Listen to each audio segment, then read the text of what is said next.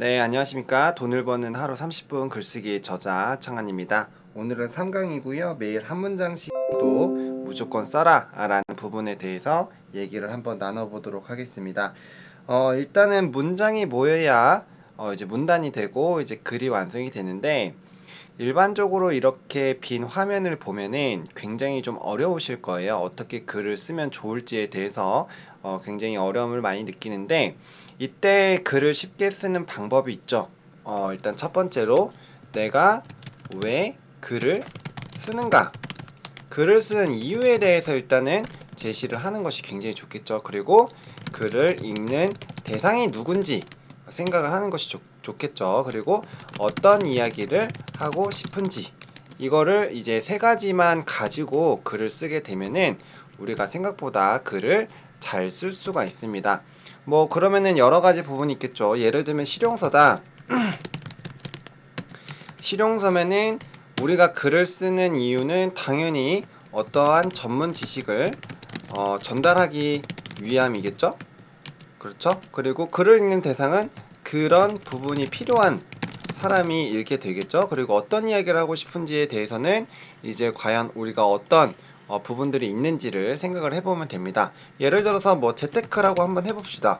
재테크를 하는데 글을 쓰는 이유가, 재테크를 하려면 처음에 뭘 해야 되죠?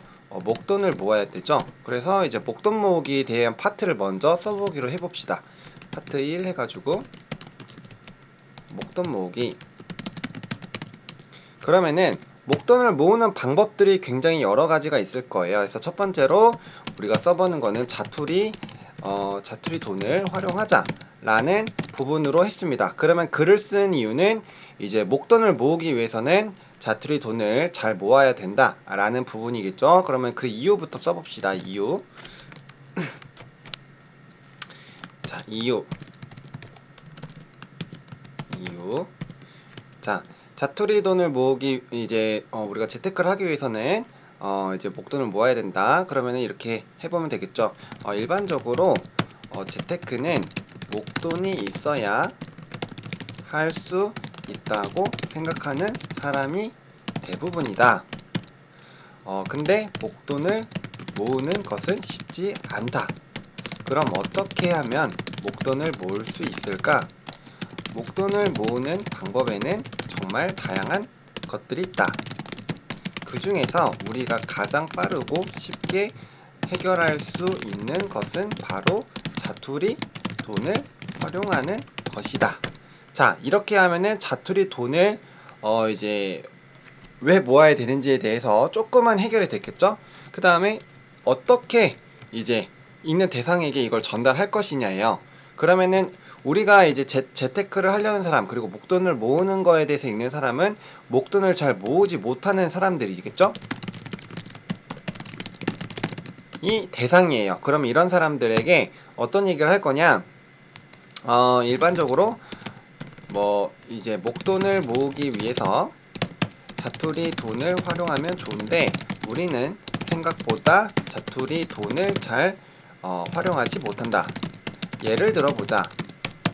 예를 들면 이런 겁니다. 우리가 뭐 2,000원, 1,000원 이런 것들 굉장히 좀 작게 표현을 하는데, 이제 뭐 좀 유명하신 분 얘기를 좀 해볼게요. 캘린더 저축법이라고 있어요.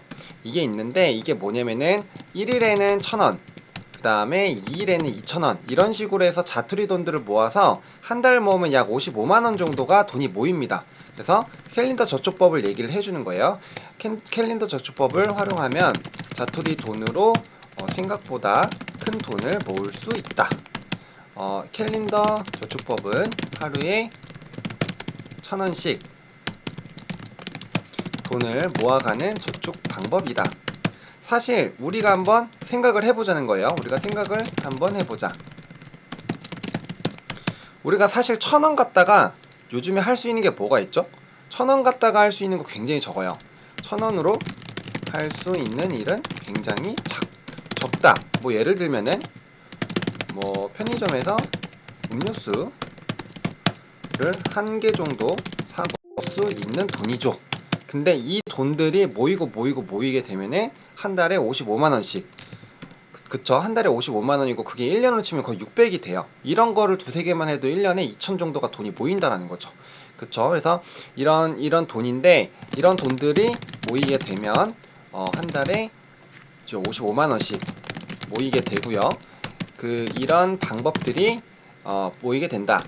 이거 글이니까 모이게 된다. 그리고 이런 이와 유사한 방법의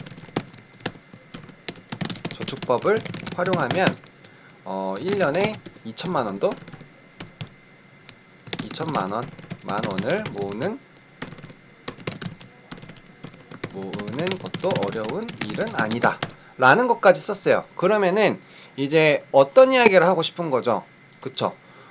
이게 여기에 조금 포함이 되어 있기는 하지만 결국에는 왜 우리가 글을 쓰는지를 적고 어떤 대상이 읽을 거고 이걸 통해서 이제 어떤 부분들을 좀 전달하기 위함인지 어떤 이야기를 하고 싶은 건지 얘기하면 좋겠죠. 실례로 저도 캘린더 나도 저자도 캘린더 저축법을 활용한 적이 있다.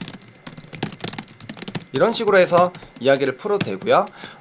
저자도 예를 들면은 이런 자투리 돈을 활용하여 모은 돈이 있다. 해서 자신만의 경험을 얘기를 해주고 그래서 자투리 돈을 활용해야 한다. 라고 쓰면은 적어도 1에서 2페이지 정도 이제 구성이 되겠죠. 그리고 이 정도 글이 나오게 되면은 일반적인 이제 단행본 기준으로 한 3, 4페이지 정도는 페이지가 나와요. 그렇기 때문에 이런 식으로 글을 쓰게 되면 굉장히 편하죠. 우리가 아까 아무것도 없었던 부분에서 글을 이렇게 늘려 나가는 겁니다. 그래서 우리가 글을 쓸 때는 어떤 목적을 가지고 쓰는지, 어떤 대상이 읽을 것인지, 어떤 말을 전달할 것인지 이것만 알게 되더라도 우리가 너무나도 쉽게 글을 빠르게 쓸 수 있다라는 거죠. 제가 지금 빠르게 글을 쓰고 얘기를 하면서 쓰느라 사실은 조금 문맥이나 이런 부분이 좀 어긋날 수도 있지만 지금 단기적으로 썼는데도 1, 2, 3, 4, 5, 6, 7, 8, 9, 10, 11, 12 이렇게 12문장을 순식간에 써 내려가는 모습을 보셨을 겁니다. 이처럼 이렇게 글을 쓰게 되면은 굉장히 빠르게 글을 사용할 수 있고요. 또 이제 제가 앞으로 이 전체적인 흐름을 어떻게 잡고 이런 부분들도 강의를 통해서 좀 얘기를 드릴 거예요. 그래서 이렇게 한 문장씩 글을 쓰게 되면은 이제 굉장히 빠르게 글을 쓸 수 있고 이런 글들이 한 문장씩이 모여야 문장이 되고 그다음 문단이 돼서 우리가 글을 얻을 수 있다라는 그런 부분들 생각해 보면 좋을 것 같습니다. 다음 시간에는 저희가 이제 쓰기 위해서는 읽어야 된다라는 그런 부분에서 또 얘기를 나눠보도록 할게요.